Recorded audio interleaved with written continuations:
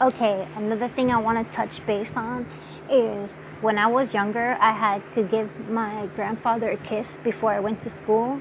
And I was in elementary school then. I went to Liberty Park Elementary.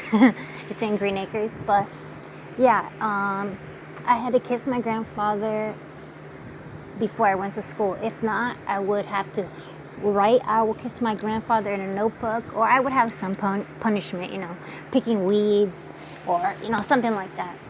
And that day, the day my grandfather died, I went to go kiss him, and I was running late for school. I did not want to be late to school, but I went to run and give him a kiss, and this time he's on hospice right now, in my living room, my grandma and grandfather's living room, and he had colon cancer, and it was almost his time to go. But when I went to give him a kiss in the morning, I felt like a force field in front of me, like no joke, like a force field, like I could not move.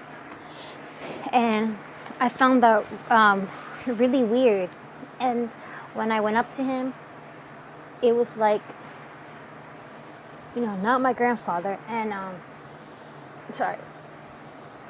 And it was so weird because my grandfather would give me a kiss, even though he was on hospice, very sick from colon cancer. It still hurt me that he didn't kiss me back. And I went to school. I knew he was cold. I knew something was wrong. Sorry, excuse me. But I didn't ask anyone for help or, something like that. So I went to school, and it said on the intercom, like, I think I was in computers. Yeah, computer class then, which I'm in elementary school. So it had to be like second or third grade, computers, whatever. So there was this girl, Tamara Miller. She always got early release. And the intercom said, "Oh, can I have it?" And I was like, "Yeah, Tamara Miller." But really, it was Victoria Beth Hansen for me. So I was like, "Oh, yeah, I got early release." And I got in a car. And it was my twin cousins, Amanda and Alyssa, and my cousin Paula. And they kind of nonchalant, I was like, "Yeah, Grandpa's dead."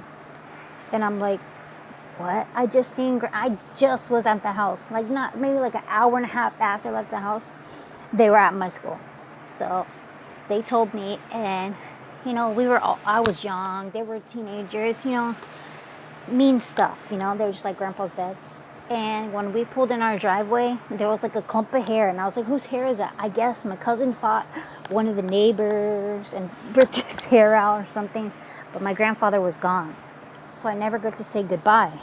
You would think I'd be at peace in my life because I kissed him, even though he was cold. I didn't know, If anyone has a, like, same scenario in their family, can you please tell me? Because I'm still not in closure to this point in my life, and I'm 28 years old. This happened when I was 11, so it's still a wound that is not been sewed. So if anyone has anything to do like my story, please tell me, because I care and I want to know. And yeah, I guess the people already shipped my grandfather wherever he needed to go, but I didn't get to say goodbye to him. And I think like 3 days later, there was a gold box on my living room table when I came home, and I was trying to open this box, like open it with pliers, hammers, like wedges, anything. Needed to open this. My grandmother got home 2 hours after I was trying to open this gold box, and it was my grandfather's ashes. So good thing I didn't open it, but it caught, like, I was interested in I was intrigued in this little box. It was a gold box, so it's crazy. But if any of you guys have a story like mine, tell me. I care.